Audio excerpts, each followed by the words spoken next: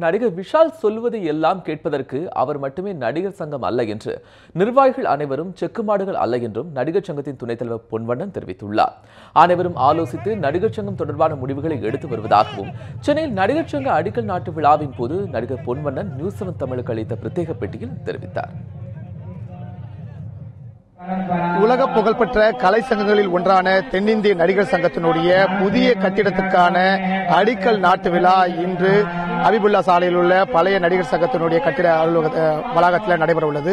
இதற்கான சிறப்பான ஏற்பாடுகள் தற்போது செய்யப்பட்டு வருகின்றன. இந்த நிலையில் இந்த விழாவிற்கு கலந்து கொள்வதாக மூத்த நடிகர்களாக ரஜினிகாந்த், கமலஹாசன் உள்ளிட்ட பல்வேறு திரை உலகினரும் கலந்து கொள்ள இருக்கிறார்கள். இதுகுறித்து நமது சங்கத்தினுடைய முக்கிய பொறுப்பில் ஒருவரான பொன்வண்ணன் நம்மிடம் இருக்க அவரை கேட்போம். சரி, இந்த முதல்ல அடிக்கல் நாட்டு விழாவை பற்றி சொல்லலாம். தென்னிந்திய நடிகர் சங்கம் 1952 காலகட்டத்தில் அன்று இருந்த கே. சுப்பிரமணியம் அவர்களால் ஆசைப்பட்டு மக்கள் திலகம், நடிகர் திலகம், லட்சிய நடிகர் SSR இவர்கள் எல்லாம் முன்னின்று இந்த சங்கத்தை பல்வேறு காலகட்டங்களில் வளர்த்தி எடுத்திருக்காங்க.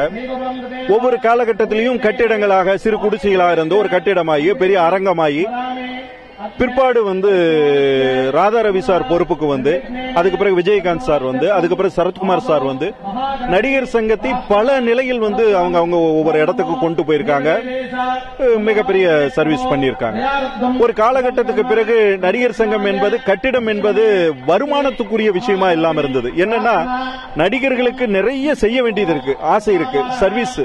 ஆனா அதுக்கு பொருளாதாரமாக இவ்வளவு பெரிய இடத்தை வச்சுக்கிட்டு நம்ம பொருளாதாரமா வெளியே போராடி இருக்க வேண்டிய சூழ்நிலை இருந்தது.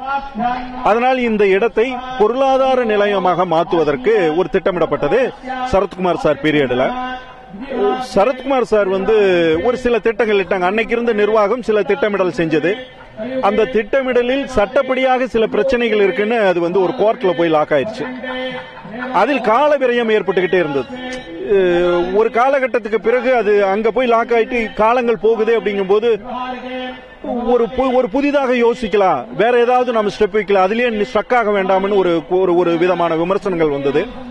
அப்ப ஒரு புதிய நிர்வாகம் ஒரு புதுவிதமான முயற்சிகள் எடுக்கணும் அப்படின்னு அது கோரிக்கை வச்சது. அந்த கோரிக்கையினுடைய வெளிப்பாடு அது நடிகர் சங்கம் தேர்தல் வந்தது. இந்த புதிய நிர்வாகம் அந்த கோரிக்கையோட வெற்றி பெற்றது. அப்ப இந்த நிர்வாகத்திற்கு வாக்குறுதிகளில் மிக முக்கியமானது நடிகர் சங்கம் கட்டிடம் இப்படி அமையணும், இப்படி அமையும்னு ஒரு வாக்குறுதியா இருந்தது. அதை செயல்படுத்த வேண்டிய கடமையும் பொறுப்பும் இந்த பொறுப்பு நிர்வாகிகளுக்கு இருந்தது. அப்போ அதுக்கு நாங்க இந்த நிர்வாகம் பொறுப்புக்கு 18 மாதங்கள் ஆகுது. 18 மாதங்களாக அதுக்காக ஸ்டெப் பை ஸ்டெப் கடந்த காலம் போல் சட்டப்படியாக போய் மாட்டிக்காம எல்லாமே ஒருவேளை அந்த அனுபவம் கூட எங்களுக்கு வழி நடத்ததுன்னு சொல்லலாம். முறைப்படியாக செஞ்சு இன்று இந்த இடத்தில் கட்டடம் கட்டுவதற்கான பூமி அடிக்கல் நாட்டு விழா நடைபெறுகிறது.